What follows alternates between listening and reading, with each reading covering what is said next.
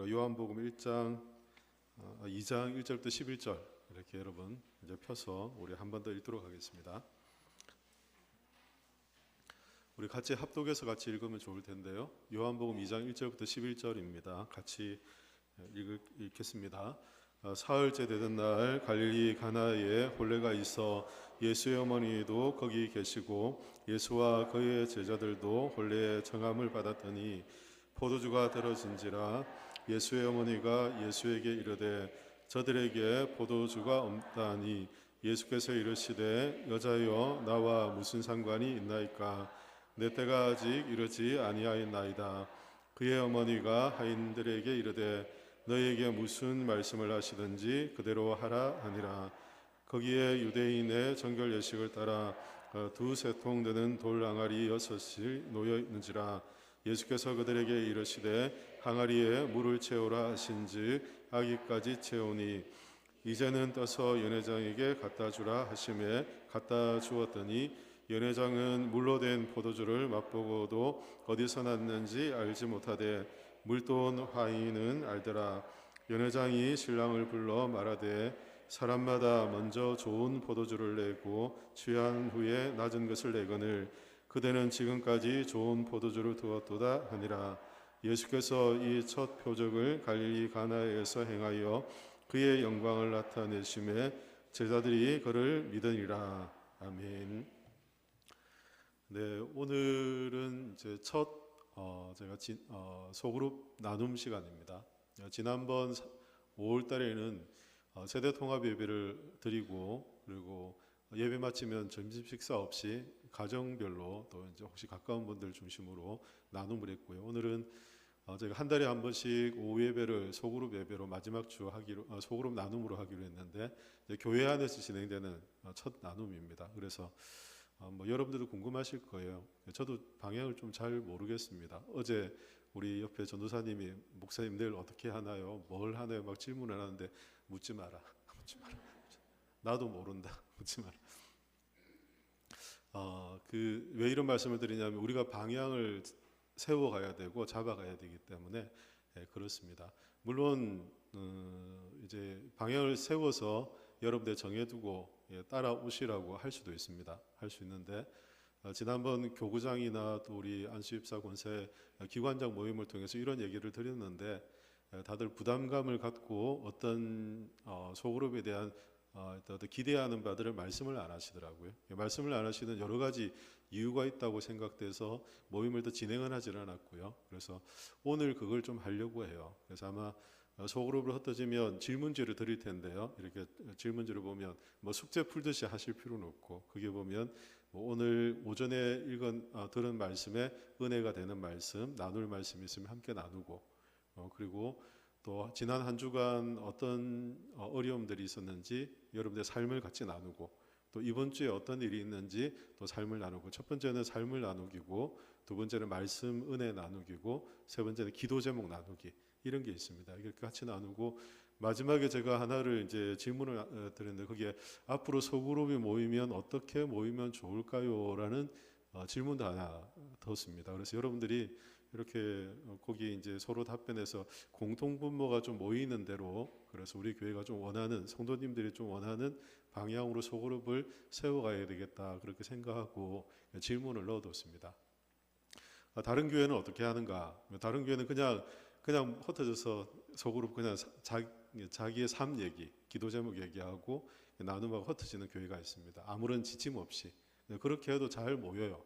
잘 모이고 나눔들이 풍성하게 되더라고요. 그래서 그렇게 해도 상관이 없습니다. 어떤 교회는 보면 소그룹을 하니까 소그룹에 탁구 동아리, 스크린 골프 동아리, 그리고 뜨개질 동아리, 그다음 꽃꽂이 동아리, 이런 것들이 소그룹을 만들어져서 활동 중심의 모임을 하는 그리고 오후 시간이 말씀 나눔 중심이 아니라 활동 중심을 하는 소그룹들도 있더라고요. 저도 그건 괜찮다고 생각을 합니다. 어떤 형식으로 우리가 정할 건지는 우리가 함께하는 분들이 같은 의견들을 모아서 그렇게 하면 좋겠다 생각돼서 이제 거기에 오늘 아마 이렇게 같이 모이셔가지고 같이 그런 이야기들을 나누고 여러분들이 나눈 걸 이렇게 이름 적지 말고 이렇게 주시면 교회가 이렇게 잘 참조해서 교회 소그룹을 세워가면 좋지 않을까 이렇게 생각을 하고, 현재 금요일 소그룹이 있습니다. 금요일 소그룹이 있는데 금요일 소그룹을 하면서 또 주일 오후 소그룹을 한 달에 한 번씩 한다는 게 여러 가지 중첩되는 부분들이 상당히 많은 것 같아서, 구역 모임 있죠. 또 오늘 전도회 모임 또 모임 하시는데 또 모임 하시죠. 또 소그룹 모임 하죠. 이게 금요 소그룹 하죠. 소그룹이 너무 많아서 중첩된 부분들을 좀 빼는 것이 필요하겠다라는 생각을 해요. 그래서 그런 취지로 이제 시작하는 거니까 이런 부담 전혀 갖지 마시고 오늘 좀 모여서 참 나누어 보시면 좋겠다 생각이 됩니다. 오늘 오전 말씀 여러분 기억나시죠? 오전에 말씀드린 설교자에게 제일 이제 부담되는 것 중에 하나가 뭐냐면, 설교할 때 저는 두 가지 주안점을 두는데요. 첫 번째는 좀 어려운 본문을 쉽게 이렇게 성도들이 내가 저 성경을 잘 알고 있는데, 내가 저 말씀 잘 알고 있는데라고 생각되게끔 설교하는 거예요. 익숙한 낯선 걸 익숙하게 만드는 작업을 이제 하려고 신경을 많이 쓰고요. 또 두 번째는 뭐냐면, 오늘 본문처럼 너무 익숙한 걸 이 본문을 내가 이렇게 잘 몰랐었나라고 낯설게 만드는 거, 이 두 가지를 이제 하려고 노력을 하거든요. 근데 오늘 본문은 두 번째, 이제 여러분이 너무 잘 알기 때문에, 잘 아는 본문이기 때문에 여러분들이 놓쳤음직한 부분들을 주안점을 두고 이제 설교를 오늘 준비를 했거든요. 이 핵심적인 내용은 예수님의 기적은 그저 잔치의 기쁨을 더하기 위한 게 아니다. X잖아요. 단순히 물을 포도주로 만드는 기적 정도가 아니다. X. 그렇죠? 예수님의 기적은 믿음으로 예수님을 신뢰하는 사람들에게 하나님의 영광을 보게 하는, 그래서 소수이고 작은 사람들이지만 예수님은 그들에게 하나님의 영광을 나타내시는 그런 일이었다는 걸 이제 아침에 다들 기억나시죠? 네, 요거 제가 설교 잘못한 거 아니죠? 예, 그 기억나시면 네, 감사합니다. 네. 그 내용을 오늘 설교하려고 하니까 이제 표정들을 보면 알잖아요. 내가 이 성경을 잘 아는데 목사님이 지금 왜 이렇게 뭐 순종 이런 거 얘기를 안 하시고, 제목은 순종인데 순종 얘기 안 하시고 뭐 예수님 하나님의 영광 이런 걸 얘기하실까? 자기의 틀이죠. 자기의 기준을 갖고 있으면 말씀이 들어오지를 않아요.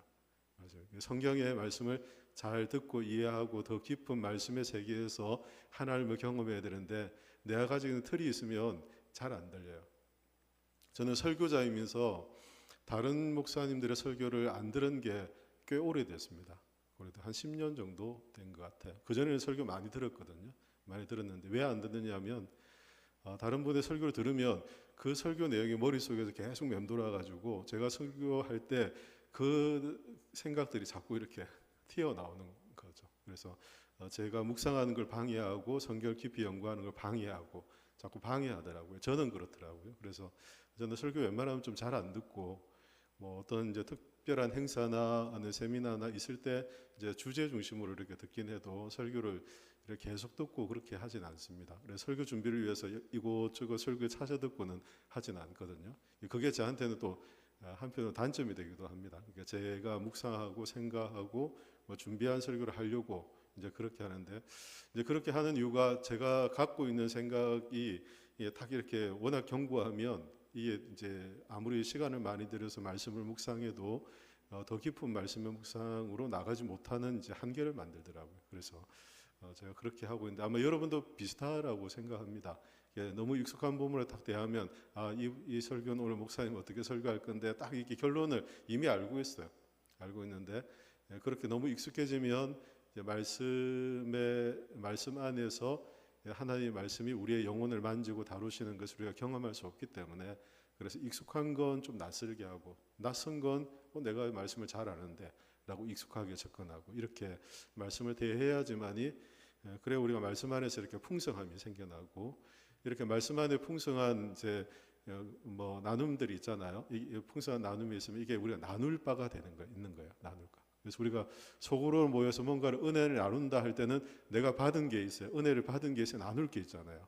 그러니까 그 은혜를 나눌 수 있는 것은 이런 풍성한 은혜와 묵상 안에서 가능한 일이다. 이제 말씀을 드리고요. 그래서 설교를 들을 때나 또 말씀을 묵상할 때 여러분들이 그런 것들을 잘 기억하셔서 오늘 내게 주신 말씀이 뭔지, 또 이 말씀 앞에 나는 어떤 도전을 가져야 되는지, 이 말씀 앞에 나는 어떤 장애를 갖고 있는지, 내가 말씀대로 살아가기에 어떤 어려움이 있는지 이런 것들을 좀 자기의 삶에 비춰보고 또 이런 걸 나누면서 이렇게 기도해달라고 기도 부탁도 하고 그리고 만약 말씀대로 살기 어려운 환경에 있는 이제 우리 구성원들이 있으면 그를 위해서 함께 기도하고 이게 소그룹 안에서 자연스럽게 우리의 삶을 가지고 말씀 안에서 삶을 이제 나누는 이제 모임이 되거든요. 되는데 우리 그 첫 시작입니다. 그래서 저는 우리 성도님들이 잘하실 수 있다 생각하고 그리고 뭐 그런 어떤 내공이 있다고 생각해서 믿고 한번 던져봅니다. 던져보고 질문지 드릴 텐데요.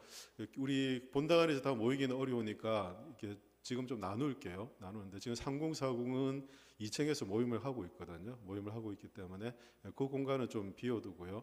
지금 유초동부실 하나가 비어 있고 두란노실이 비어 있고 본당 비어 있고 그리고 4층이 좀 비어 있잖아요. 이렇게 총 4개의 공간을 활용해서 흩어졌다가 시간이 되면 모여서 같이 우리 나눔 기도하고 그렇게 마칠 생각이에요.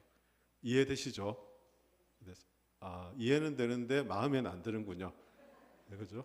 마음에 들어 해보세요. 자꾸 마음에.